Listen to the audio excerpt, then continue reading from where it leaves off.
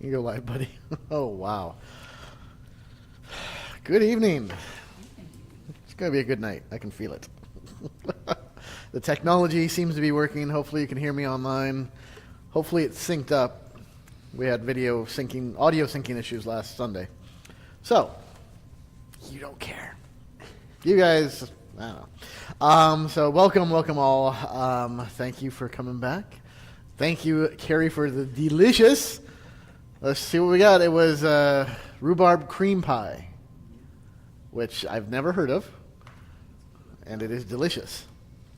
Yeah, I've never just rhubarb. Yeah, always just rhubarb. Oh. That should be like on the bumper sticker. All right, you can switch it up. There you go. Always just rhubarb. Always just rhubarb. There's some eternal truth there. It's really good.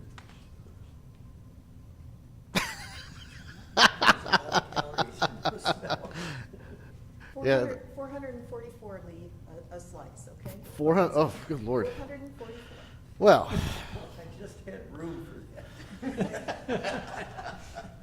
technically, I don't think I had lunch, so I mean, Yeah, you're good.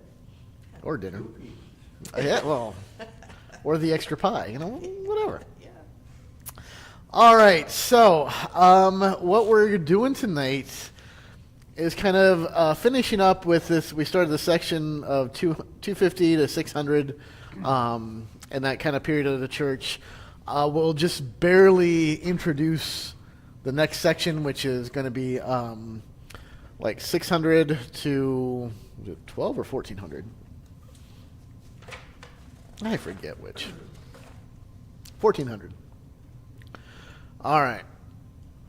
Now, when we get into this, I have a little bit more knowledge about this period than this period. And as we get further into this section, there's just a lot more fun stuff going on. And so I'm not sure how exactly far we're going to get into this. There's just so much going on. And honestly, even in the section we're in now, there's so much territory to cover. And especially as we start to get the fractures in the church and where, the split between the Roman Catholic Church, the Orthodox Church, and, there's a whole lot we can get into. So, we'll see. So, what I left out from last time was discussing a little bit about monasticism. In that during this early period of the church, 250 to 600, is where you get the birth of Christian monasticism, essentially. And in the early church, so before the 250s, the church was very distinguishable from the rest of society. People knew who Christians were.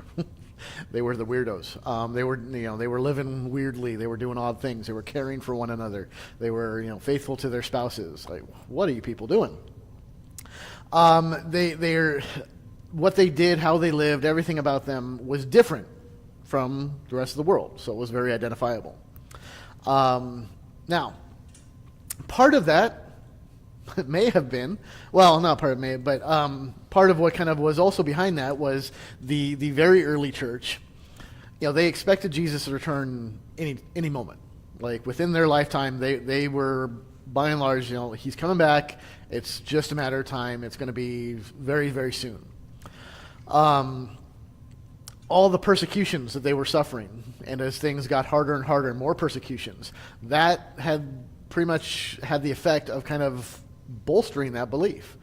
As you read Scripture, especially when you look at something like Revelation, the way of things is that things are going to start getting worse and worse and worse. As we get closer to the end, there's going to be more and more trouble, tribulation, and all that. So as the early church sees more persecutions, then it's like, all right, it's coming. All right, it's exactly what they said it's going to happen. Well, unfortunately, right in here, so, somewhere in 300 to 400 in that century, is when you've got Christianity all of a sudden becomes okay. Well, I'm totally spaced on his name because I was dealing with Charlemagne today. Constantine. Good Lord. I'm like, I know it's a C. Oh, wow. It's been a day. Lee, you get up there. Yeah. This is audience participation, you know. Mary. Sorry. If you were here for the LWML thing, I had one lady who finished my Bible study for me, so I'm like, you know what? Yeah, if anybody else wants to come up and finish this, by all means, please. Constantine. So Constantine converts to Christianity and basically, you know, kind of condones it at the very least, at the very beginning, and it starts spreading. The church becomes popular, very popular. All of a sudden, there's this huge influx of people, and the you know the ranks of Christians are just swelling immensely. And as they start bringing in more and more people because it's more popular and there's a lot of more influence coming in, well, there's aspects of the social life of the people, the society, starts trickling into the church. And so the church begins to look more like society. At the same time, the people who previously were thinking like, oh, Jesus is coming back right now, now they're looking at what's going on. They're like, well, he hasn't been back in 200 some odd years. He might be taking his time. And so this general feeling that Jesus was going to return any moment starts to go away. And now the idea that people are kind of thinking is like, well, we better settle in because it's likely he's not going to be coming back anytime soon. So there's kind of a, you know, it's not like it's a bummer. Well, I mean, it's kind of a bummer. But it's like, okay, well, you lose that sort of, you know, the nice thing, if you want to call it that. When you have that Jesus is going to return any moment, there's a certain kind of, you know, what do you want? Immediacy? Yeah, urgency, immediacy. I've got, if you go into my office, I've got a sign up on my wall that says, you know, Jesus is coming, look busy. Where, I mean, when you think about it, it's like, well, even if we were like convinced that Jesus was coming back tomorrow, you know, we better get busy. It's like, well, I mean, if there's something that you've needed to do by that point, you should have probably already done it already. And I don't know that the next 24 hours is really going to have an impact, unless you have completely rejected and you need to come back. But there is a sense of like, well, you know, I mean, the big guy's coming. We should probably like, whoops. You know, nobody you don't clean up the house 3 weeks before company comes. You do it the night before. You know, because the kids are going to mess up the house in 3 weeks. So there's no point, right? So you get it done.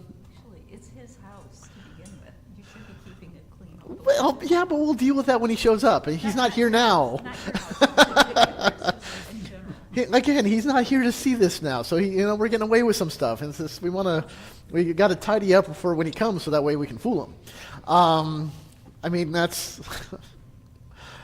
joking, but I mean that's essentially the way we live. I'm not endorsing that.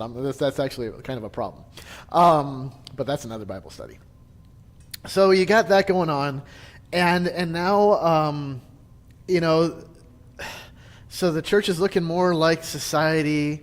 Some of that secular stuff is, you know, there's like, well, there's less scorn for it because now everybody's kind of, it's looking a lot. So things kind of get blurred. And it's harder to distinguish the church from the world. Which, you know, there's always, and we have that happening now. I mean, the mainline church, Protestant churches, the more and more they embrace society, the quicker they're dropping, like, you know, their churches are just dropping like flies. Because what it used to be was like, oh, well, we need to make the church match society because then people, you know, drop that barrier for them to come in. If we make it something that they're familiar with, then they're more likely to come in and stick around. The problem with that is once you do that and your church looks exactly like the world around you, well, then the world around you is like, well, why should I come into church? I mean, seriously, sleep in on Sundays and you don't have to give an offering. You're not. History does repeat itself. Oh yeah, Daily. Yeah. So I mean, a lot of what we see in American Christianity or Western Christianity, let's call it Western Christianity, is the same stuff that was happening back then. It looked very similar. And so you get groups of Christians who are concerned about this, and so they want to push back against it. So they start a protest movement, which is monasticism. And that's kind of one of the grassroots ways that small groups, or not necessarily small groups, but groups of Christians were trying to kind of push back. So the idea behind it was not new. There were Christian ascetics.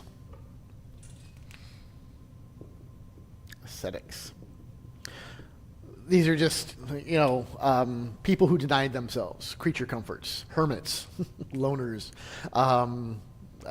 These are all groups of ascetics. There had been ascetics in the early church. It was not unusual.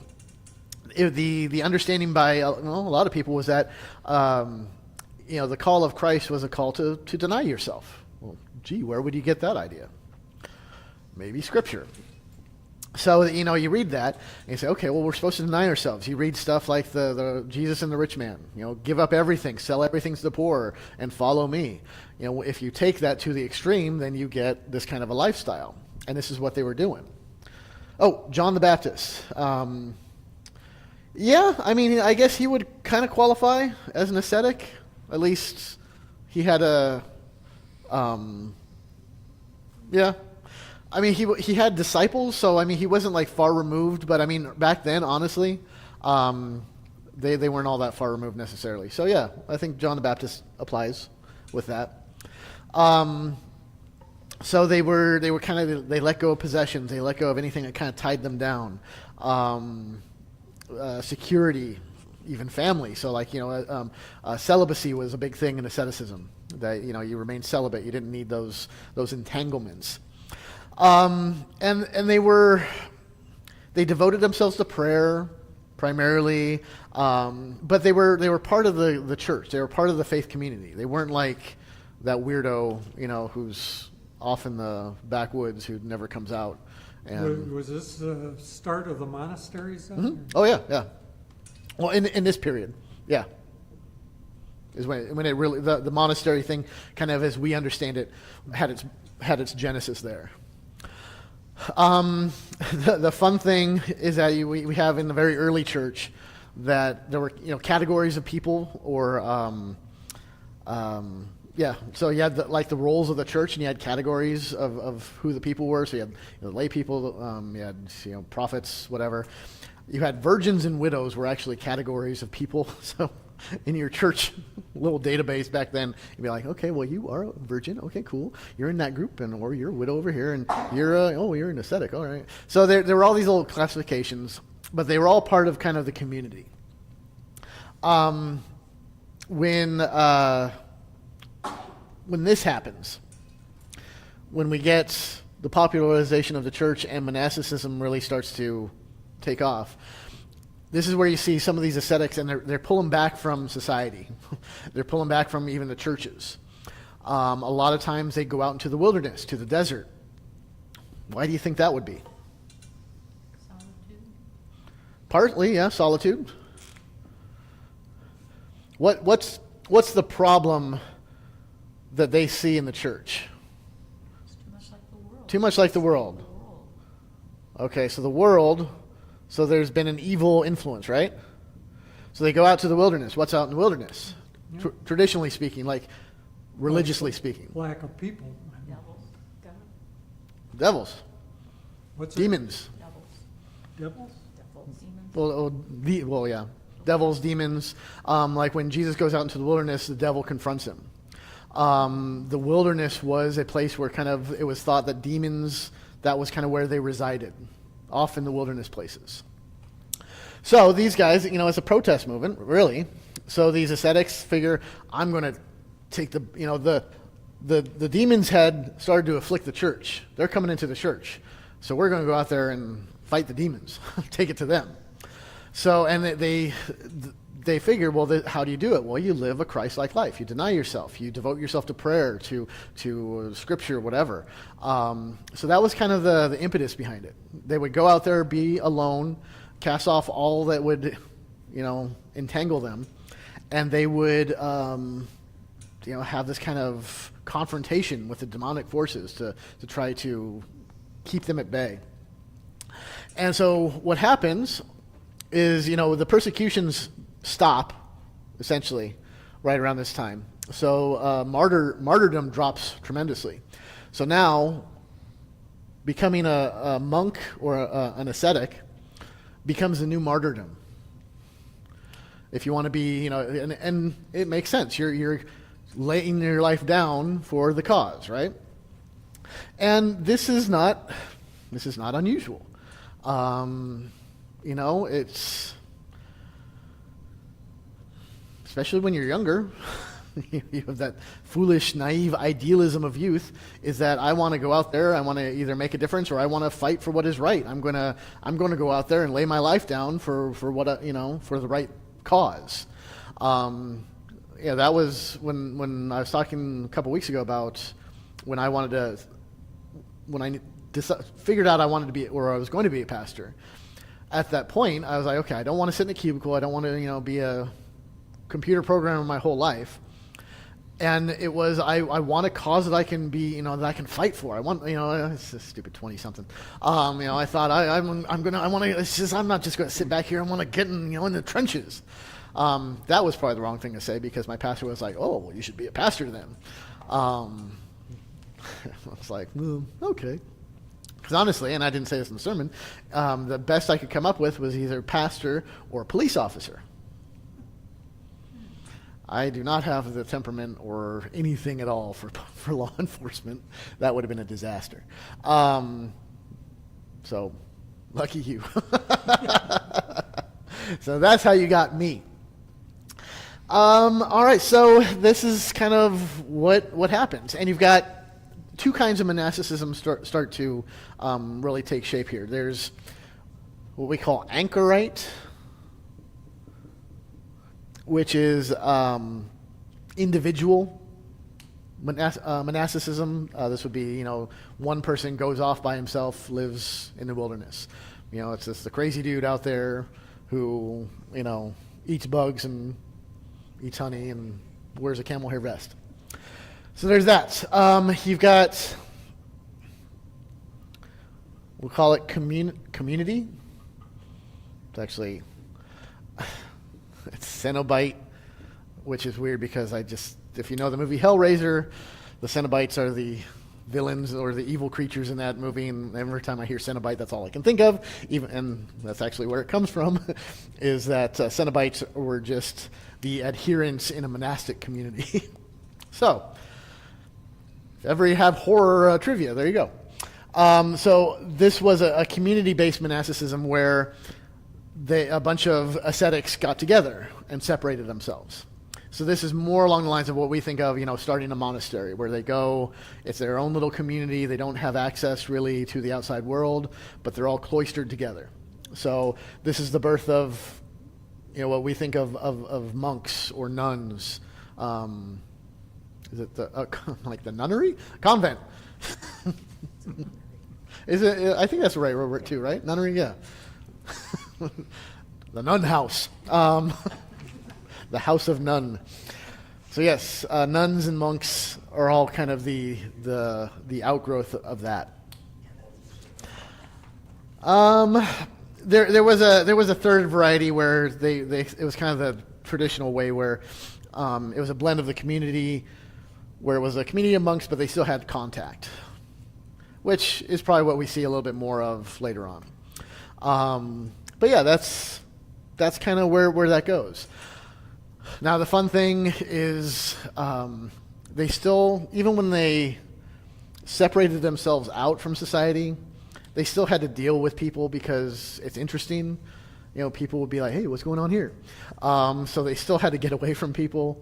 There were, stories of them doing different things just to avoid people, which I can appreciate. There are those days where I'm like, I just can't people today. I've been online way too much. I don't want to be around people. Not you guys. You guys are fine. It's all those crazy people out there. So yeah, it's and you know, it just it's interesting. So it might draw some people in. So they still always had to be separating themselves out. But this is where this kind of begins. And this actually is kind of a key thing once we start to get into the Middle Ages, because the monastic system and monasteries are one of the primary ways that the church starts to do missionary work. Like any place they're going to go, a new country, new tribe of people, they set up a monastery, and then the mission work goes from there.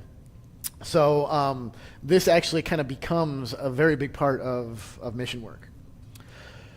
Let's see. One of the more famous ascetics of that time would be Saint Jerome.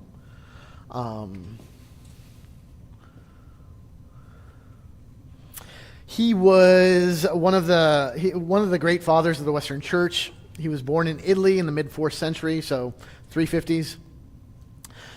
He wrote a lot. He was a very prolific writer, most famous for his Latin version of the Bible, which is referred to as the Vulgate, St. Jerome's Vulgate. The problem at the time was that the previous Latin Bible that the church had was a Latin translation from the Greek Septuagint. So basically, from the Old Testament. So the Old Testament was translated into Greek, and then from there translated into Latin.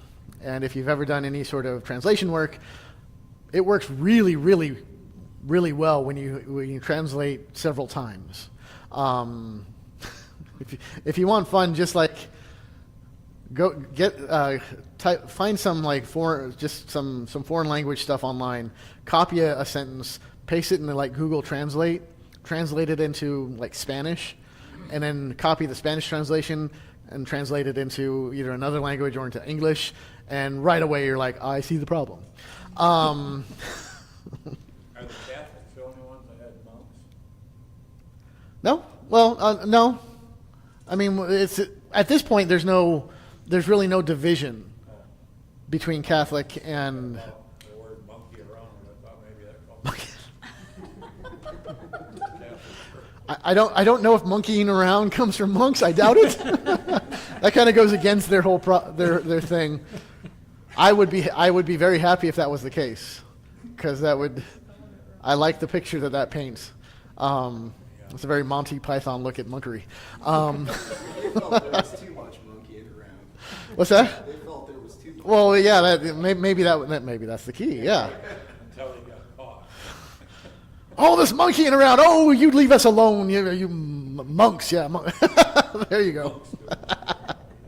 Yeah, you know what? We're going to go with that. So anyway, Jerome goes back to the Hebrew and translates that directly into Latin.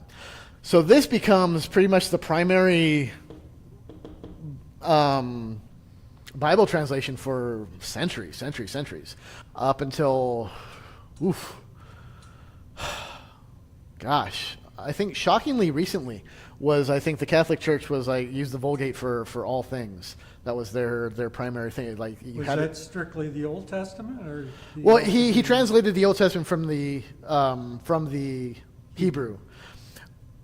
I want to say he went from he translated the New Testament from the Greek. So I don't, whatever there was there. I don't know that I don't know if Jerome like retranslated the New Testament, or if he just copied over what they had. That one I'm not so sure about. But is that all part of the Vulgate? Yeah. Old and New Testaments? Yeah. Yes. Yeah. The Vulgate is the Latin translation, and it's Vulgate because it's Vulgus is the common people or the common man language. So basically, when you hear Vulgate, it was translated into the common Latin. That's all that means. So yeah, that's kind of his his major contribution. So, let's see. What else do we want to say about monasticism? I have a question. Sure.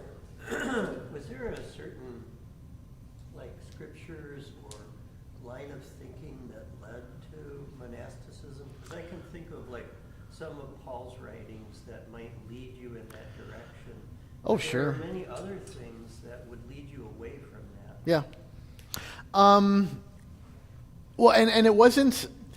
I don't think I'm sure there were some people who thought this, but there was never necessarily a thought that the ascetic kind of life was for everybody. Like, it wasn't pressed upon, like, everyone needs to do this. The ones who felt called to it felt that it was a calling, and they would look at things where, deny yourself and take up your cross. Like I said, the rich man and Jesus. So they focused in on those texts. And I mean, we should have the mind of Christ who emptied himself out. So they definitely zeroed in on those. It totally would miss all the scripture that talks about, like, living in community and husband of only one wife and all that other stuff. But it really was, like I said, it wasn't them saying, like, everyone should be like this. I mean, the fundamental flaw in that is if you have everybody who does this, well, everybody dies out in one generation. Yeah, you don't propagate this too well. So it was definitely looked upon as a calling. But it was kind of like, yes, you should be called to it, but honestly, if you desire to live a true Christian life, you would want to aspire to this because it was the purest kind of form of it. Which And they didn't get married either? Or? No. Yeah. That's like the Shakers in Ohio. Okay. They Yeah. ended up, the village is empty. Yeah. Well, that's what happens. Yeah. But Paul made the point about he wished that all men were like him, and that if you were married, then you had to be concerned about the satisfying the needs of your spouse. Right. And pleasing the other person, whereas if you're single, then you can single-mindedly follow the Lord.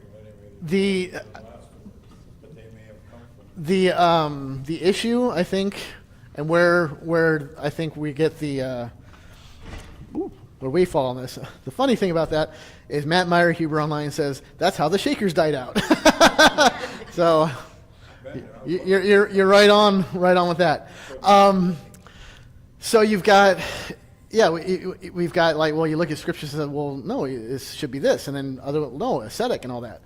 What it kind of, in both ways, we have to acknowledge the tension in all things, especially with anything having to do with our Christian life. I mean, at the foundational level, our life is all about living in tension because we are loved by God, washed free from our sins, and yet we are sinful and unclean. Thought, word, and deed.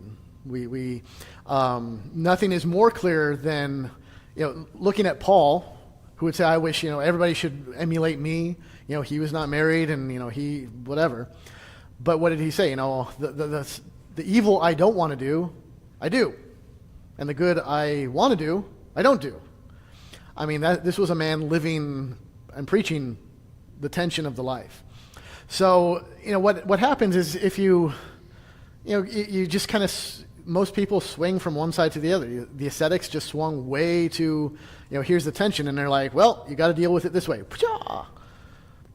Meanwhile, other people are like, no, you don't have to worry about it at all. Pshaw! And it's always it's always trying to find that middle area of living in that tension, and just like, sometimes for us, there are seasons of our life where we deny ourselves, and we just like to call it Lent.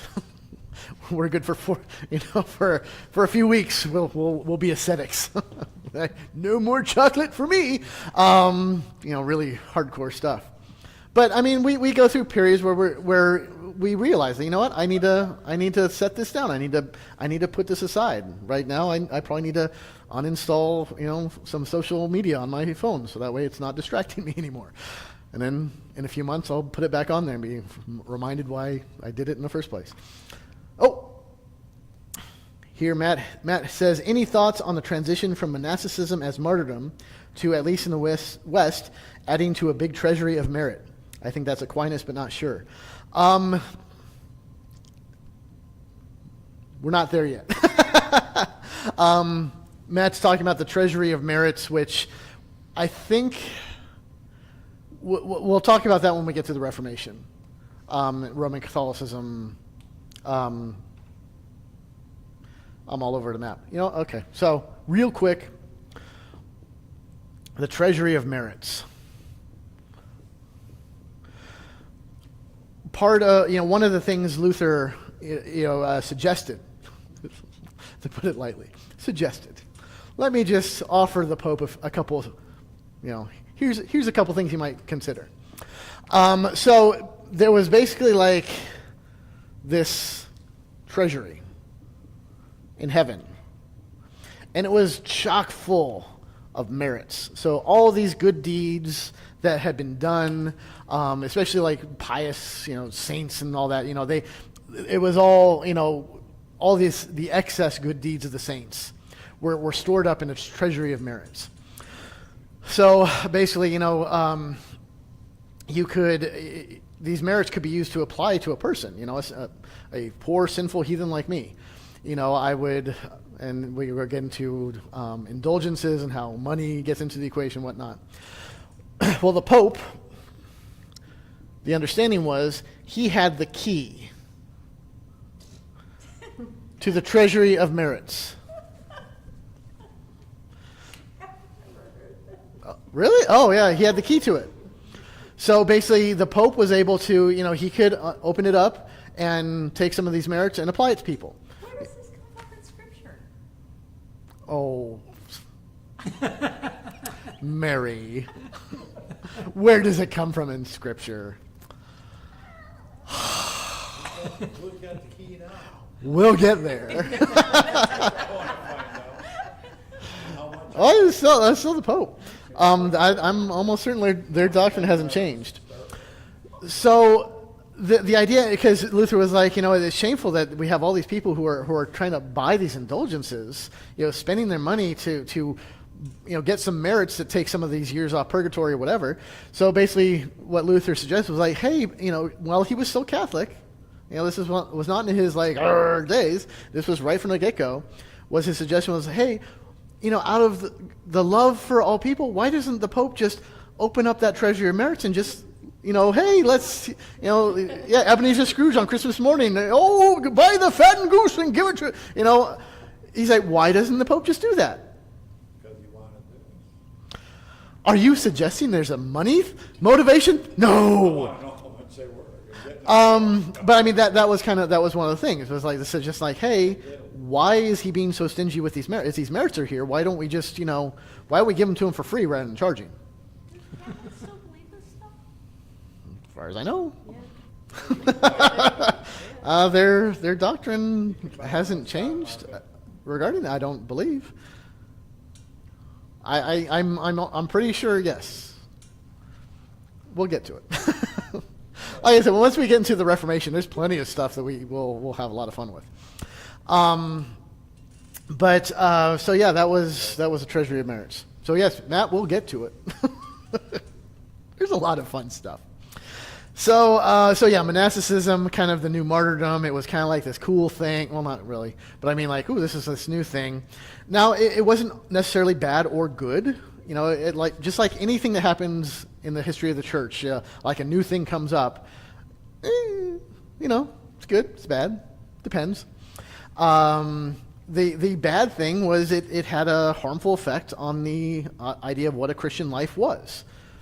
Because even as well-intended as maybe these groups of monks and ascetics were like, well, no, it's a calling, there's always going to be some who are like, well, it's either that or that. Like, what's it supposed to be? Plus, it was like this idea that you should leave the world. You should withdraw from the world completely. The world is, and that just fosters the idea of, well, the world is evil. And if the world is evil and you withdraw from it, what does that make you? Well, you're chicken. But you're good. Okay, so there's that. Luther's big problem well, one of his many, was as he enters into the monastery and he's trying to cast off, he's withdrawing from the world. He's trying to cast off the sinful nature. He can't. The harder he works, the more he realizes he just can't. So there's a cycle of despair that goes along with that because, you think like, finally, I'm doing something to pull myself out of the sinful world, and yet sin is still right here. I got to do more. And so it just it develops into some pretty bad theologies. Part of the influence of their teaching is especially about pulling away from relationships, human relationships, celibacy, all this other stuff, marriage. You shouldn't get married. You shouldn't, nothing, sexual relations, very bad, very bad. Well, okay, that's fine for a whole bunch of celibate monks in the monastery, but as things happen, they trickle out and teachings come out, and there are times where, over the course of church history, where Christians were like, they regarded all sex as sinful. And this is kind of the stereotypical idea of like, well, it's only for procreation.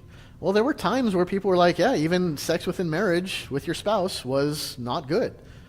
That it was an evil, dirty thing that you should, only if absolutely necessary, but should be avoided at all costs unless you had to.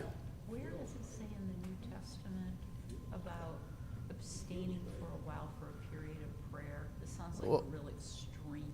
Well, yeah. Sexual relations with your spouse. Is that in?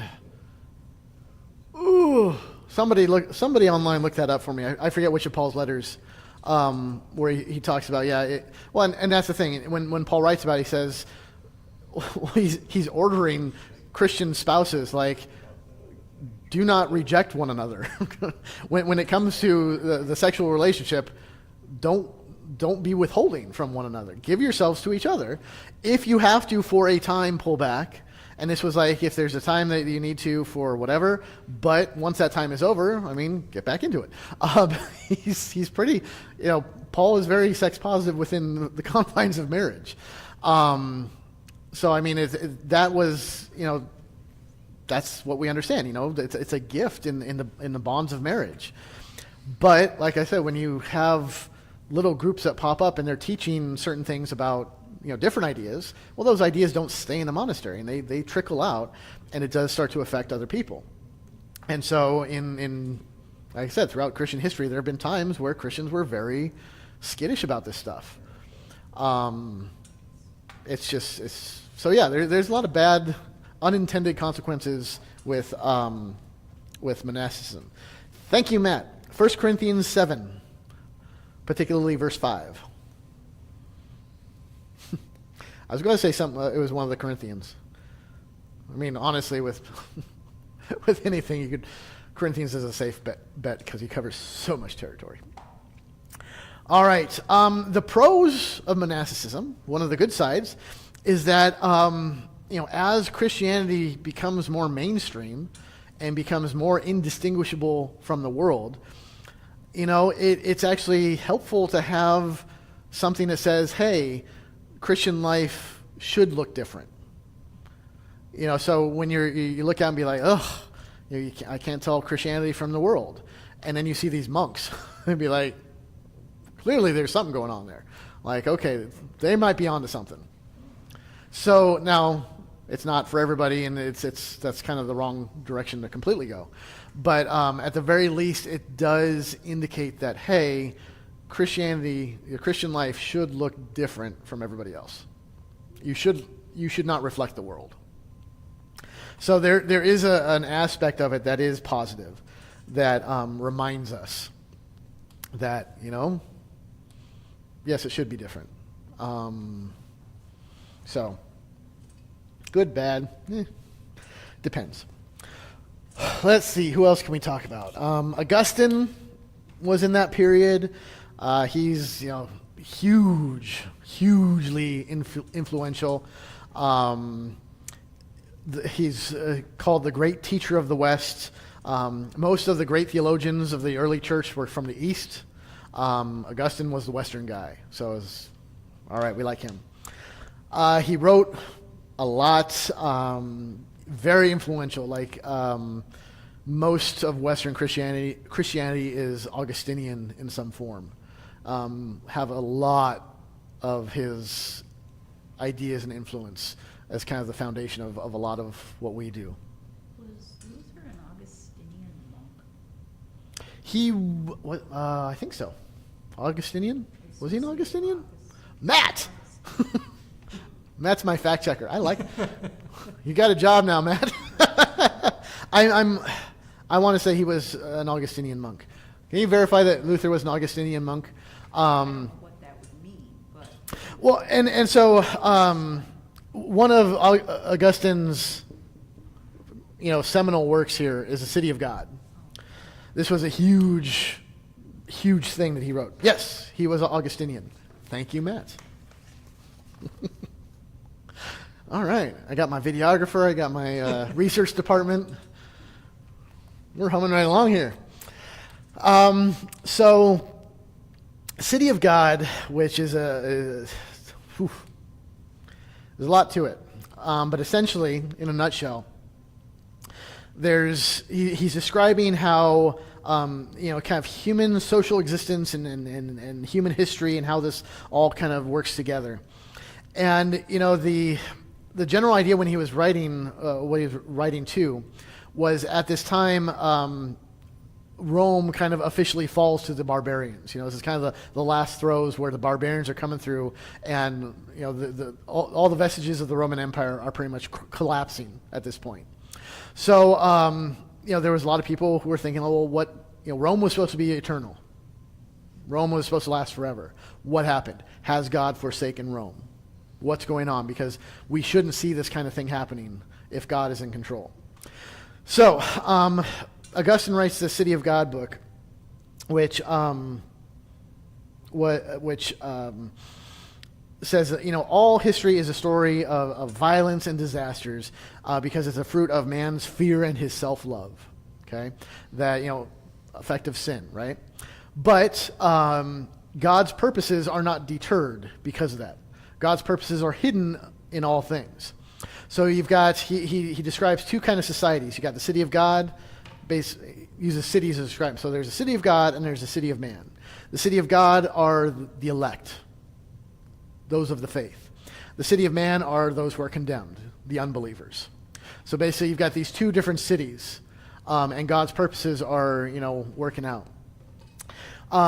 Luther, basically his doctrine of two kingdoms is very much coming out of this. His doctrine of two kingdoms, which we'll talk about a lot more when we get to the Reformation, has a lot to do with this, except that I believe in City of God, Augustine's approach was God was at work in the city of God. In the city of man, it was, the devil and man was all doing his stuff. In Luther's two kingdoms doctrine, he says, there's the church and there's the world. Two separate kingdoms or realms. God's at work at both of them. God is over both of them. He's at work in both of them. He's just working in different ways. So Luther's theology definitely comes right from a lot of this stuff. A lot of influence. He wrote a lot dealing with various controversies on the Trinity. He wrote a lot. But we do have a lot of, Western Christianity just has a lot to do with Augustine. Bless you. We could, at some point, we could dive a little bit deeper in Augustine if you so want, but I would, we're just kind of overview. is this the era when the Irish monks started transcribing the scriptures? Not yet. Okay. They're getting more into there. And what is Western in this context now? Western, we're talking about, kind of that line. We talked about it last week, kind of trying to draw a line. So like Rome and West. Almost everything east from there. I think really Rome was kind of the dividing line. And this Augustine, was he in Rome? He was, oh gosh. North Africa, right? Yeah, it was Hippo. North Africa, I forget the modern day. You know what? I read it today, and I'm like, I should write that down because somebody's going to ask. I'm like, no one's going to ask that. Yes, it was North Africa. So North Africa, where that was still, you had kind of that little. Is that Alexandria? No, that's Egypt. So that's Alexandria was part of the West. I mean East. Sorry, East. Yeah, it's weird how that worked. So North Africa would be like Morocco or the far west coast of Africa? You know, hey Matt, what part of North Africa was Augustine in? I like this. All right, give us a moment, and I'll answer that. Let's see. What else do I want to say about that? Give Matt a chance to Google that. Anyway. Oh, it's 6:40. Oh, good. Perfect. Good Lord. Barely scratching the surface. So, moving on then. Well, Matt's Googling, so we're going to give him a second. Well, we're not really going to get into it. We're just going to start to set the stage for next week. So, and like I said last week, you've got the barbarians who are kind of invading the West, being driven by, the Huns are kind of coming through and dealing with and then barbarians so we got all this stuff. And then you've got Germanic tribes in the West, and we're going to deal with those guys. Here we go. Oh, okay. My mom Googled this one. Numidia? I have no idea where that is. Where? Numidia? That's where the Nubian goes. Place Lansing and East Lansing. I don't know. Do an old video. You know what? That's your homework for next week. Go home and research. Okay, Hippo is in present-day Algeria, which would be great if I had a map of North Africa. That's Algeria. on the Mediterranean, Okay, cool. west of Egypt, I believe. Great map. Here we go. Rome's influence stretched along the coastline of Algeria and Tunisia. Tunisia, yeah. So yeah, Rome. So you that and then World War II east. that happened there. Yes. All right. Wow, getting a lot of assists online tonight. This is good. All right. So moving ahead for next week, then, as we're going to get into the Middle Ages. All right. the medieval time. Why is it called that? Why is it called what? The Middle Ages? Medieval. Medieval, you know what? I don't know. Medieval in our kind of way of using the language, it refers to just something that's like antiquated and even like dark ages backward. It's like this is before anything was illuminated. Looking at this time period as this like Middle Ages or even Dark Ages, referring to it as that became popular in the Renaissance, which was after this, which honestly was more along the lines of them trying to draw a distinction of their time period being a better time period. It's kind of like, because they're like, oh, well, in the Renaissance, they were trying to kind of reclaim some classic era of Greek and Roman prominence. And it's just that was before all of this. So they were like, yeah, this period was just, there's nothing good happening there. We have to pull back farther. So, calling it the medieval era or the Middle Ages, Dark Ages, is really more propaganda than anything, because the thing that I had was medieval times throughout the country, but we had one in LA, a medieval times event center. It was like it was medieval times is like an entertainment place where you go and they have like a dinner and you get a little crown, and then they have like knights fighting and doing. I had my birthday there because like, ooh, medieval times. Because that's, it was fun, They had jousting, and then they'd fight, and you'd cheer on your knight, and you got to eat what you didn't have silverware. You got like a big old turkey leg, and like, ah. It was like, oh, and that's what you think about like medieval times. That's, it's that, and it's like that was such a minor, small portion of that time period. They do that here. Yeah. They've got one. Yeah, just outside of Flint. Oh, really? There's one here? Oh, well, you know what? We need to do a church event then and go. Well, If you like there. one of these Wednesday nights, instead of doing Bible study, we'll go up to medieval times and we'll call it. It's just a certain time of year you do it. Those people are real bad. Oh, it's like a Renaissance fair. Yeah. Oh, okay. And the Yes. ones in the middle, medieval.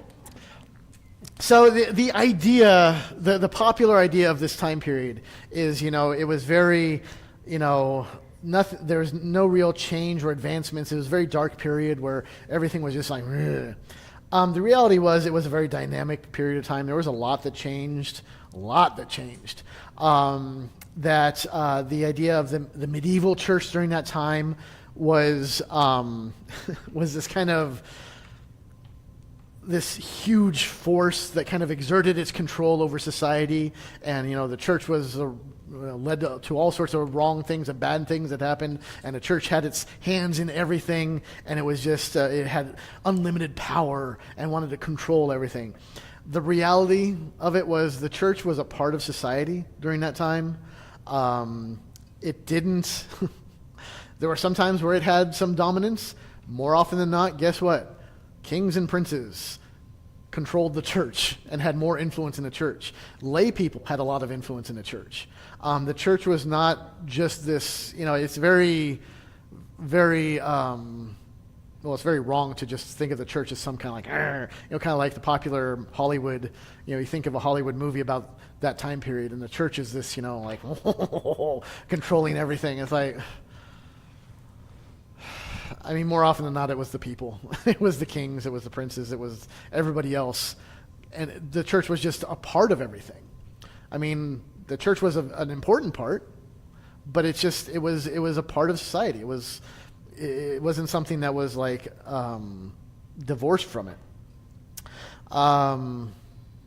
So yeah, it's a very interesting time.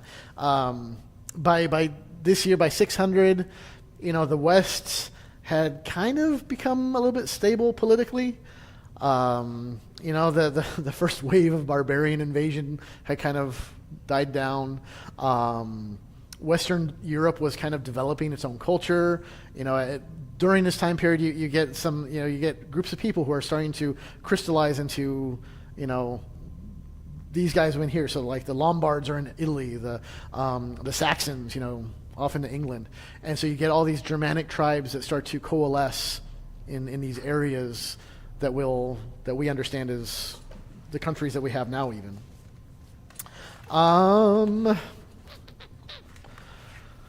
Let's see.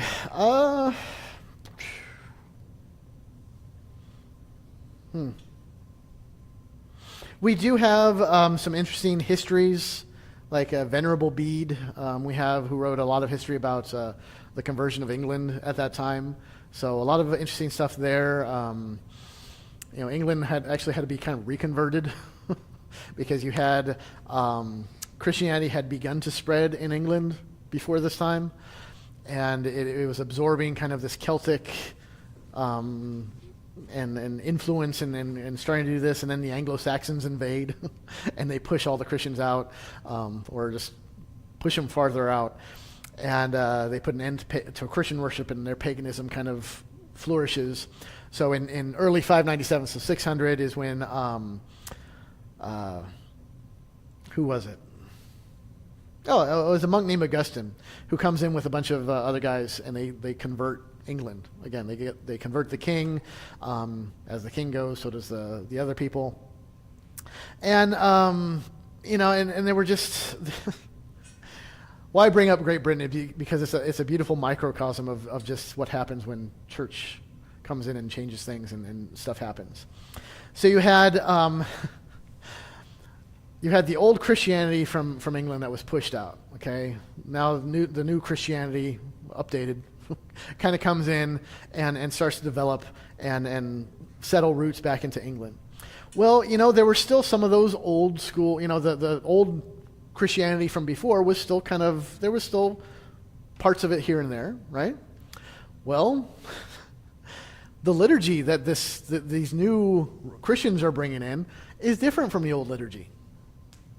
I don't like that. That's a problem. You guys are doing this. I mean, it's Christian, right? But the liturgy is different. There was disagreements on the date of Easter. Like old school Christians that were still there had their date of Easter. Well, now because things have become stable and and the Western like, oh yeah, we settled on this date for Easter. And they're like, yeah, we don't like that. We don't agree with that. They disagreed on church organization, how things are supposed to go. They disagreed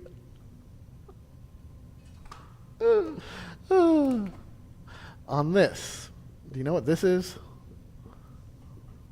Oh, the head. The hairstyle of like monks. Like the monk hairstyle where it's all bald on top and a little thing of hair. Oh, they disagreed on that. Because they're like, no, you're not supposed to have your hair like that. That's not the style. Sooner or later you do it. Oh, yeah. But I mean, this is so it's so beautiful because you get, 600 AD in the church. They're arguing over the color of the dang carpet. I mean, this is essentially what it is. And disagreements, right? And what's that? It's not supposed to have his head covered. So they force the issue. I'm getting there. It'll be, What Ron said. yeah. Just give it enough time. Yeah, get enough time. Also, these guys, so some of those old school Christians are not a big fan of these new Christians coming in and reaching out to the Anglo-Saxons. Because the Anglo-Saxons were the ones who came in and, oppressed the previous Christians. So now they're trying to, bring them into the fold. It's like, ooh. So I just point that out in this, the last 2 minutes of our class. Oh, my mom had a comment here. Medieval era, Middle Ages, Dark Ages began 476, lasted until 1400, 1450. Roughly, that's a pretty good description of it. The reason why I bring out Britain is because it's a good little brief look at how, you've got how Christianity expanded and then was pushed out and then came back again. And while it's coming back and it's flourishing, you're seeing all these weird little fractures that are going to have ripple effects down the road because, well, Roman Catholicism is not the Church of England. We'll talk about Henry VIII and all that good stuff. These fractures get put into place, and it just creates issues. Good Lord, the Council of Chalcedon. I didn't even cover that. You have 451, so even before that.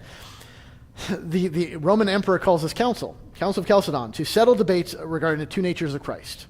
Okay, because this was the problem du jour was these guys say Christ has one nature. These guys say Christ has two, but he flip-flops. So everyone's like arguing about the natures of Christ, divine or man, or how does it work. So he calls this council to settle the matter. All right, you're a heretic, you're a heretic, you're a heretic. This is what we say.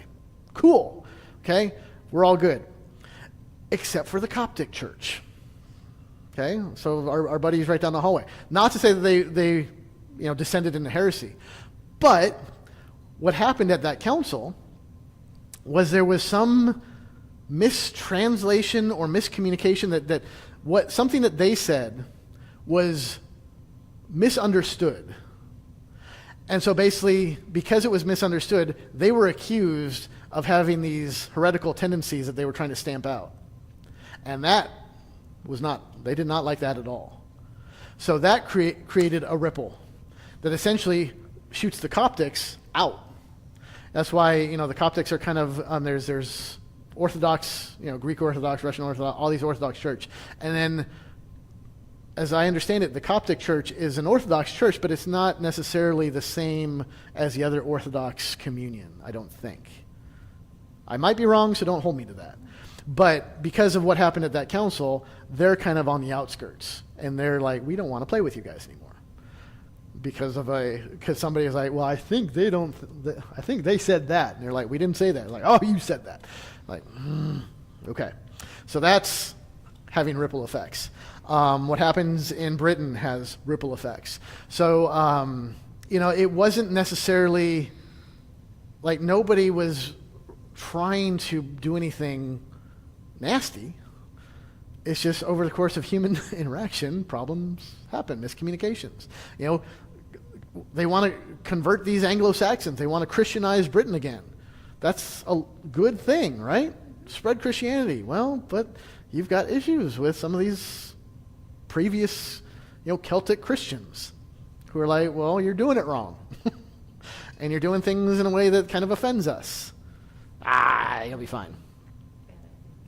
So, it's just there's a lot of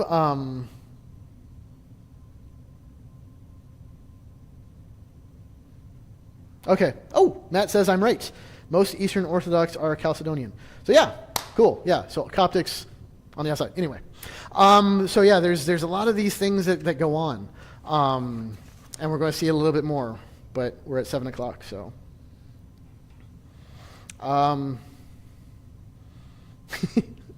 I had all this like general stuff, and then I have a few bullet points that just deal with Ireland because I'm like, well, it's my people. What's that? Oh, just for better or for worse, you've got Ireland. So St. Patrick is kind of course, he goes over and casts out all the snakes and all that. There's a lot of legend with St. Patrick, but essentially, St. Patrick kind of heads this great missionary effort in Ireland, and Ireland, becomes Christian. And you see, actually, from Ireland, we get kind of an interesting kind of, not necessarily the first practice of it, but maybe the more popularization of private confession absolution.